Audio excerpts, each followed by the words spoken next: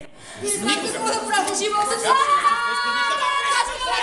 Защото съм правен пубертет и нямам какво да ви кажа.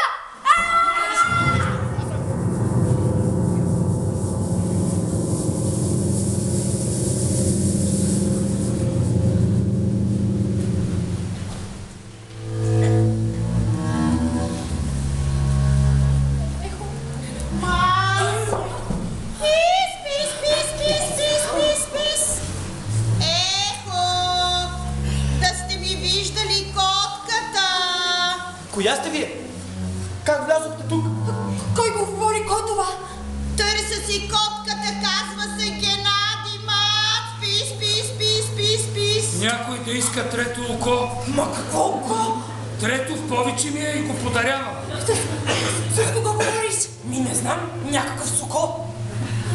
Извинявайте, че ще ви обезпокоя в тъмното, но случайно тук да е преминавала плувайки една жена. Тук е сухо, каква жена?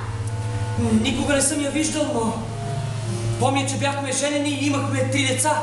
И като казвам котка, разбирайте котка, а не контур. Взимате ли окото? Какво решихте? Ще се покая лай.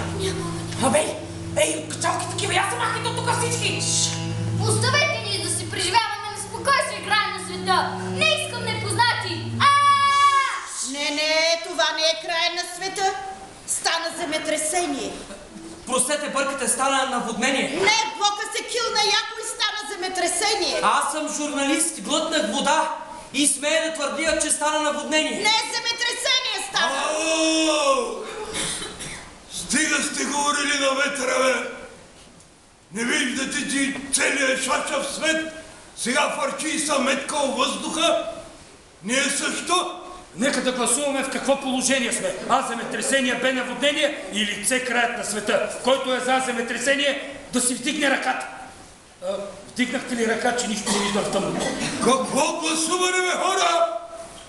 Не виждате ли, че както отръгнало, то свет нема го бъде?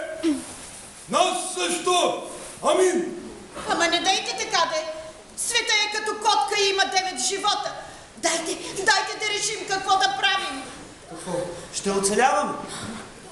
Или ще започнем от начало.